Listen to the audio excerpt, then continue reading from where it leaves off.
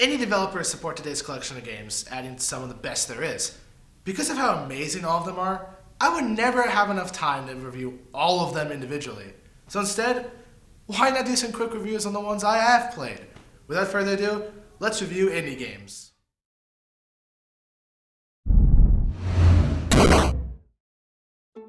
Teslagrad is a side-scrolling puzzle platformer created back in 2013, but it recently got a remastered version, and so did its sequel, Teslagrad 2. Teslagrad features a young boy named Tesla Kid traveling through the kingdom of Teslagrad. In this adventure, you'll encounter several electric-related puzzles, and you have to use your electricity powers to solve them to progress.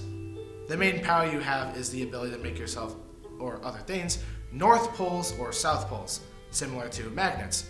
The opposite poles attract to each other, while the like poles repel each other. You can also make objects into these poles to create platforms to jump across, or bridges to cross a large gap. Or you can make yourself one of the poles so you can fly up or fall down certain distances and speeds. My only complaint is that the story isn't well explained, nor is there a sense of direction. You're just kind of thrown into the game with no prompt. Just do whatever you want. I was stuck wandering around for a couple of minutes because I didn't know where to go. So many thoughts were in my head, like, what is my purpose? Where am I? Who am I? Who was the guy at the start of the game? While the path is mostly linear, some areas branch off into story-related encounters, as well as the linear path has boss fights, which are really cool, by the way. Overall, Teslagrad is a game that I haven't heard much about, and that needs to change, because this game is actually really cool and clever. I'd rate it an 8 out of 10.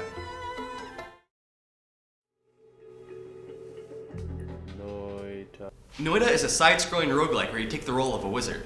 Developed by Noita Games, Noita is a very brutal, infuriating, unfair game. But here's the kicker.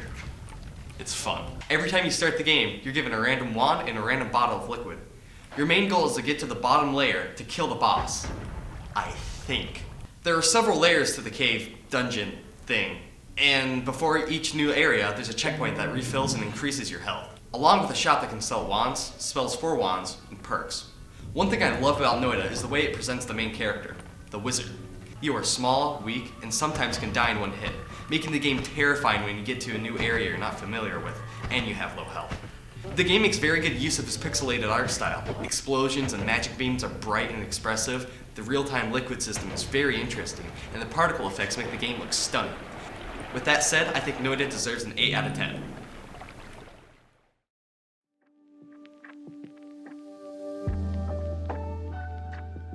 Stardew Valley is an indie simulation role-playing video game developed by a concerned ape. Players take the role of a character who inherits their deceased grandfather's farm in a place known as Stardew Valley. At the start of the game, players create a cute character and may select from several different farm types, each with a unique theme and different benefits and drawbacks. The farmland is initially overrun with boulders, trees, stumps, and weeds, and players must work to clear them to restart the farm.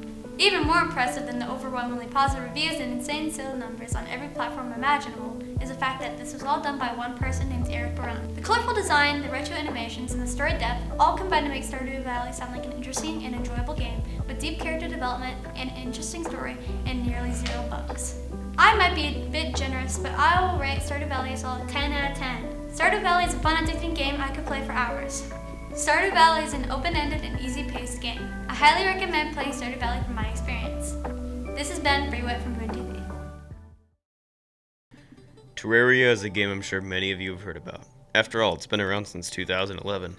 Despite this, it still sees a strong player base today. Terraria is one of the most influential indie games out there in the realm of Minecraft and other legends. To summarize quickly, Terraria is a 2D survival game. It comes with all the hallmarks of other games of the genre. You craft, you build, you fight, but you've heard that a million times. What makes Terraria one of a kind is how it does it. Terraria's art style is one of the biggest appeals to the game. It's reminiscent of Minecraft, but it's definitely distinct. Recently, in the huge 1.4 update, Terraria received an overhaul to many of its features. Some sorts are cooler now, and more atmosphere makes the game prettier. Along with this, the music plays an important role in the overall atmosphere of the game. We have classics such as... and we've also got other top 100 hits like... All in all, Terraria is an awesome game and it's massively influential. The game is easily a big old 10 out of 10.